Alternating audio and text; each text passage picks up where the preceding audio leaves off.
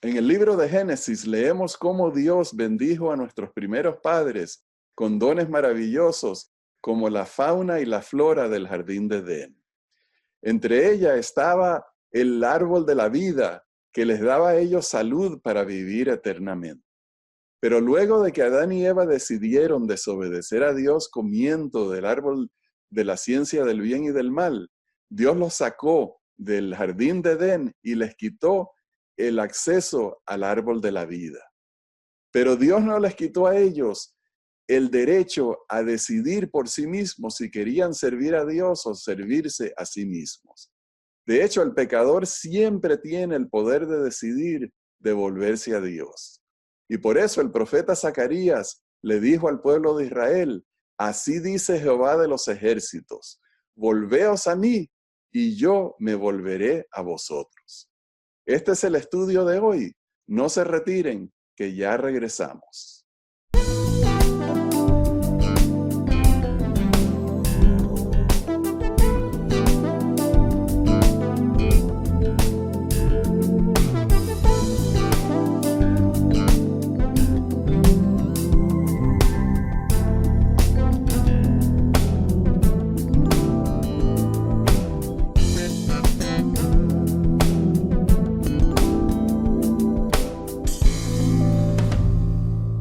Hola, apreciados hermanos, bienvenidos a Perspectiva Bíblica.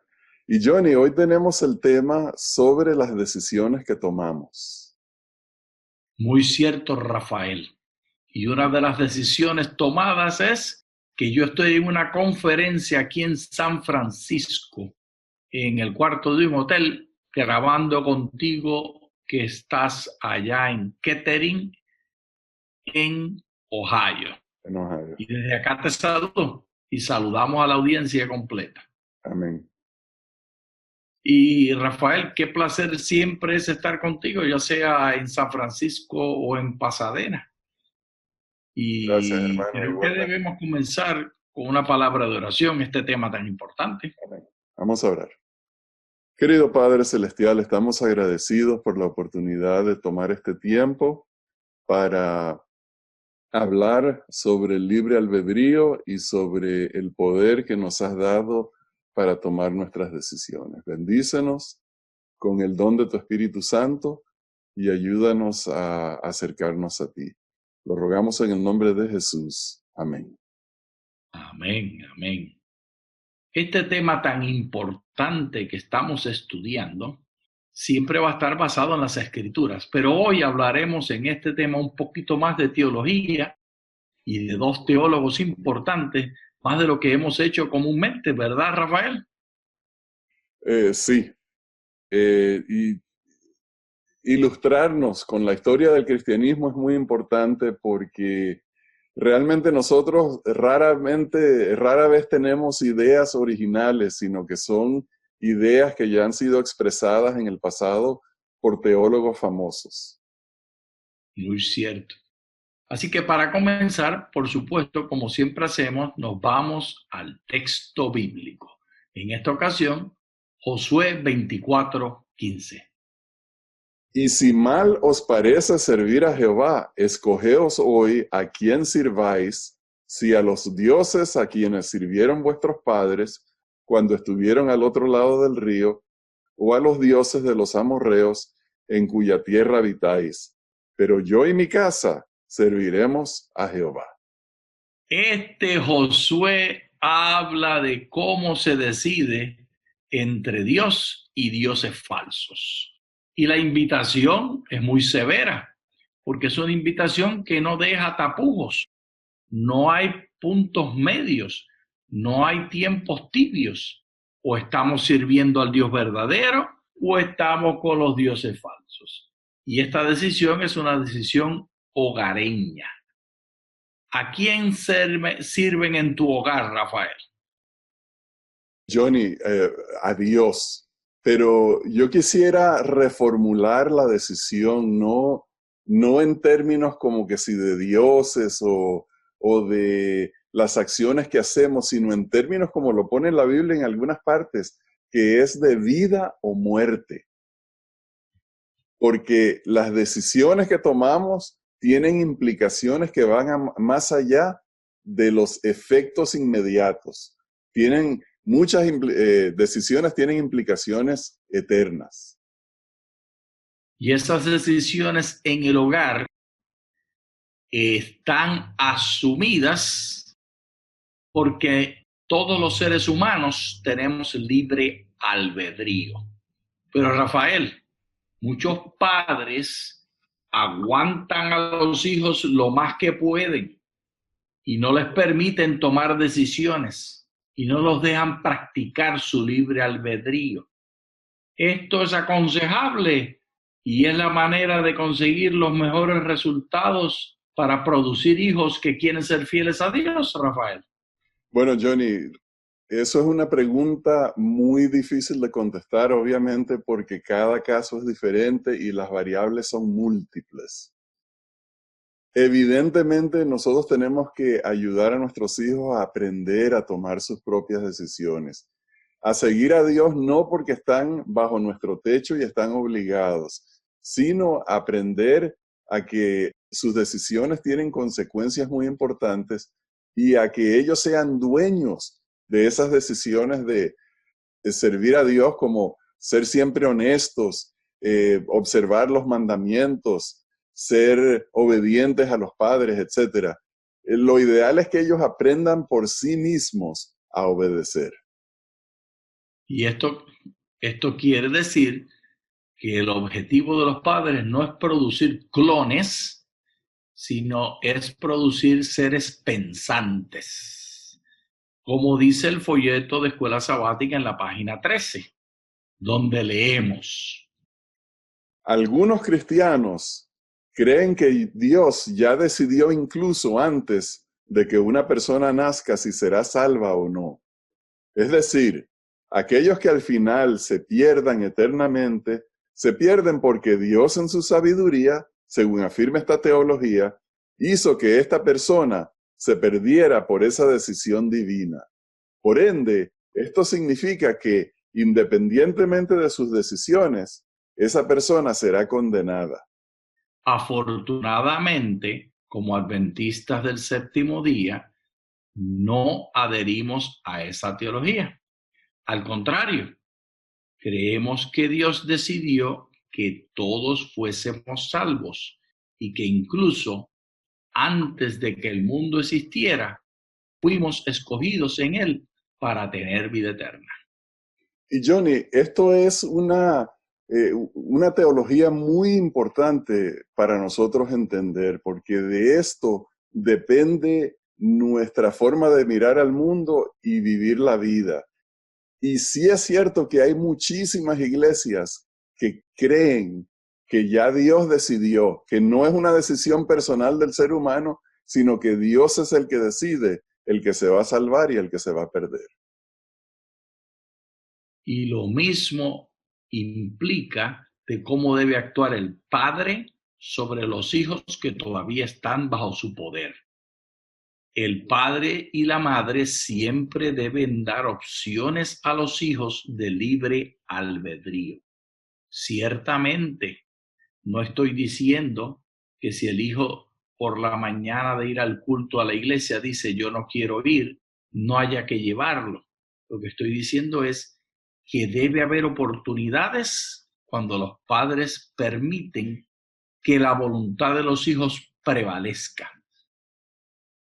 Tal vez un día de culto, un sábado, por ejemplo, en 13 sábados, un sábado, permitirle al hijo decidir, a los hijos, hacer una consulta familiar. ¿Queremos ir a la naturaleza el sábado número 13 o queremos ir a la iglesia? No importa cuál sea la secuencia, cada 3 meses, lo que sea.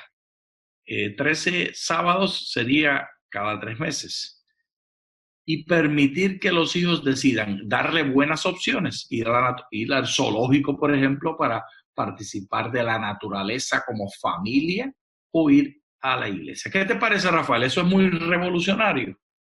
Bueno, Johnny, lo que tú estás hablando es esa parte democrática, esa parte donde los hijos pueden ejercer influencia y tomar una decisión dentro de cierto marco, o sea que no es una decisión totalmente abierta, pero por lo menos es su decisión dentro de ciertos parámetros para poder influir y poder autodeterminarse y ejercer esa independencia o ejercer esa influencia que les dé a ellos esa satisfacción de que ellos tienen ese poder. Y esto debe hacerlo cada hogar como les parezca conveniente. Yo no sé qué opción será, si dónde se van a sentar en la iglesia, si un sábado de cada cierto número de sábados o de cada cierto número de días de culto, ustedes van a ir entonces a otra actividad que sea también igualmente espiritual y procurando servir a Dios. Pero si no le das oportunidades a tus hijos de decidir, nunca desarrollan su libre albedrío.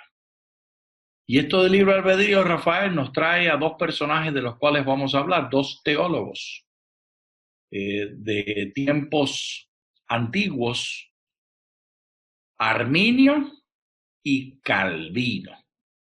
¿Cuál es tu preferido de esos dos, Rafael? Bueno, realmente ambos tienen méritos y en el tema del libre albedrío y la decisión y autodeterminación del ser humano, obviamente a mí me gusta muchísimo más la forma como Arminio explicó y entendió las Escrituras, que es casualmente la forma como la Iglesia Adventista también interpreta las Escrituras. Empecemos entonces hablando del hermano Arminio. El arminianismo es una doctrina teológica cristiana fundada por Jacobo Arminio en la Holanda de comienzos del siglo XVII, a partir de la impugnación del dogma calvinista de la doble predestinación. Sustenta la salvación en la cooperación del hombre con la gracia divina a través de la fe, frente al concepto calvinista de predestinación o elección incondicional. El arminianismo enseña que la predestinación se ha basado en la presencia de Dios, quien tiene el conocimiento previo y quien no creará en Cristo la voluntad del hombre por asistencia divina, es hecha libre para creer o rechazar a Cristo. Después de la muerte de Arminio en 1609, sus principios se formularon en el Manifiesto de 5 puntos Remonstrans, publicado en 1610, por lo que sus seguidores también pasaron a denominarse remonstrantes. Esto de Remonstrans es el título del libro que publicó en el 1610, donde declaraba los principios. Entonces, Rafael, los adventistas del séptimo día tenemos una institución que se llama el Biblical Research Institute, que por cierto, el director anterior al presente era un puertorriqueño, Ángel Manuel Rodríguez, y cuando él era director, se publicó esta revista y allí en la página 4 de la revista Reflexiones se contesta la pregunta: ¿son arminianos los adventistas? Finalmente llegamos a los trabajos que se presentaron respecto de la relación del adventismo del séptimo día con el arminianismo. Luego de discutir Arminio y la remonstrancia, Dennis Fortin identificó 5 elementos de la posición arminiana que resuenan en el adventismo. Primero, la afirmación de que el individuo necesita creer en Cristo para ser salvo.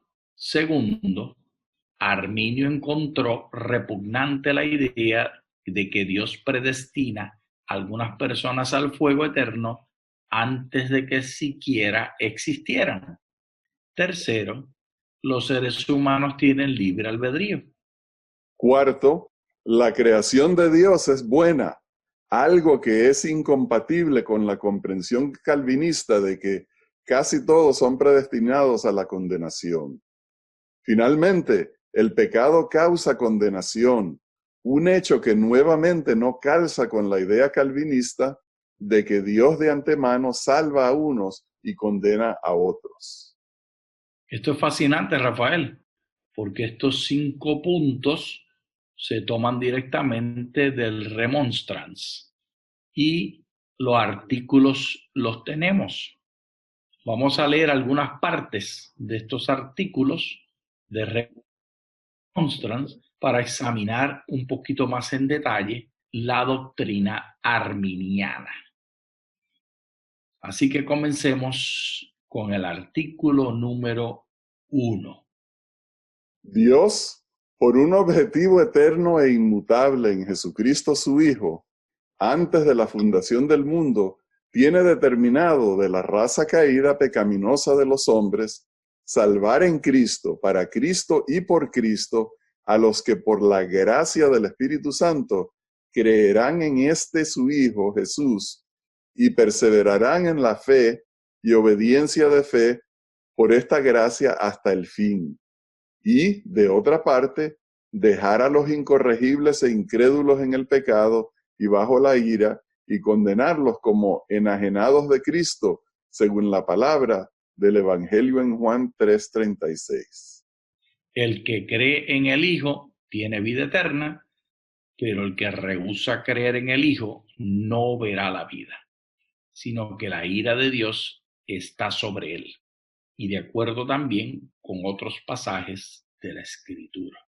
Esto, Rafael, nos dice que la salvación siempre es en Cristo. Y esto, con Arminio, lo afirmamos los adventistas. Es una relación y cada cual decide.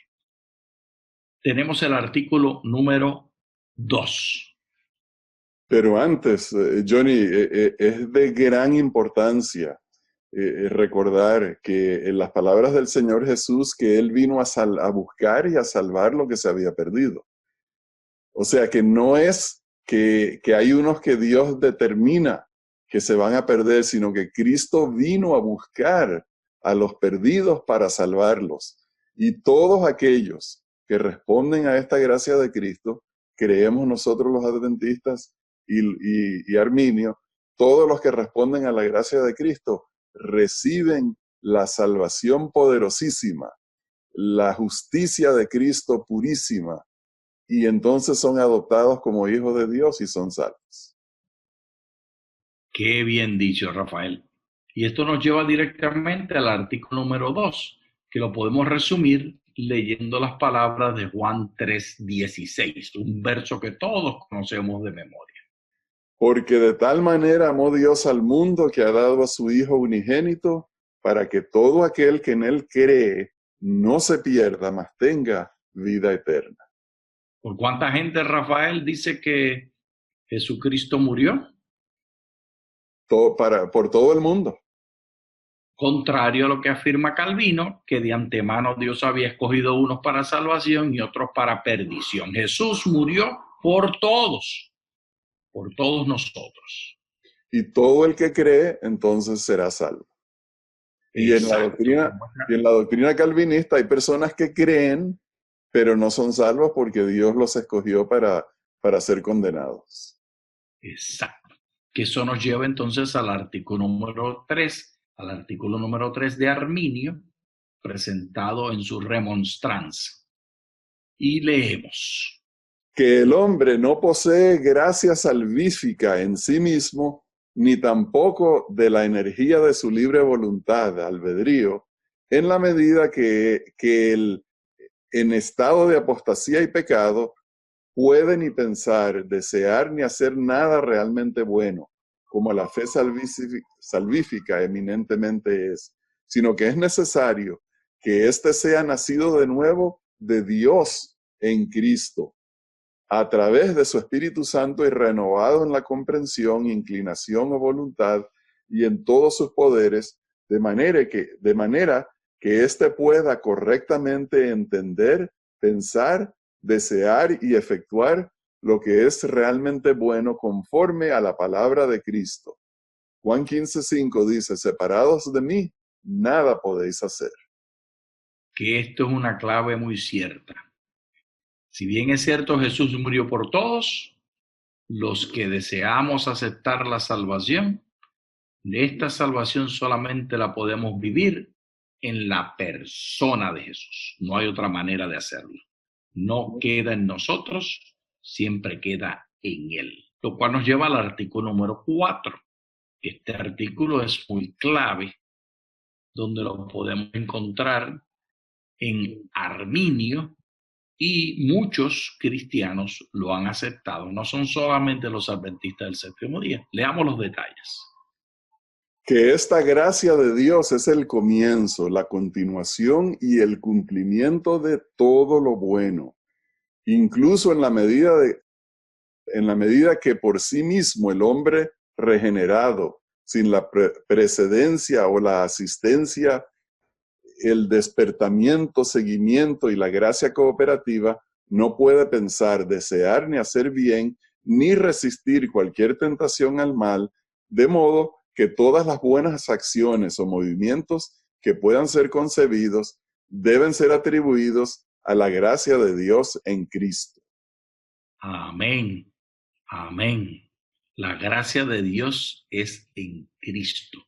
Ese poder salvífico que viene de Dios. Lo cual nos lleva al artículo último, que lo podemos encontrar definido y resumido en Juan, el capítulo 10 y el verso 28. Pero Johnny, yo quería resaltar el tema Sí. que menciona en este cuarto artículo, es esa obra poderosa que Dios hace sobre el ser humano, la regeneración, la conversión del ser humano de pecado a santidad, de injusticia a justicia, del mal al bien, que tiene la capacidad de transformar completamente al ser humano y que escoge Dios trabajar continuamente, sin interrupción y sin dejar de trabajar en la regeneración del ser humano. Poquito a poco siempre vamos transformándonos, poquito a poco vamos renovándonos a la imagen del Señor Jesús. Qué importante, Rafael, entender que Dios es el que nos da vida eterna. Y el punto número 5, el artículo número 5, lo voy a leer basado en Juan 10:28. Y leo: y yo les doy vida eterna y no perecerán jamás, ni nadie les arrebatará de mi mano. Entonces está clarísimo, el mensaje es maravilloso, que la salvación es de Dios y no del ser humano, y por lo tanto la salvación es una cosa muy poderosa, muy difícil de neutralizar y eliminar. Muchas veces los cristianos quieren enfatizar, Johnny, el hecho de que el ser humano puede apostatar y puede retirarse de Dios. Eso es cierto, pero ¿por qué no hacemos justicia al poder de Dios, el amor de Dios y esa cualidad de perseverancia y de no abandonar al ser humano que tiene Dios, de manera de que la característica principal del cristiano que ha creído en Cristo es que es muy difícil que se pierda por el poder de Dios que es tan maravilloso en salvar y transformar al pecador.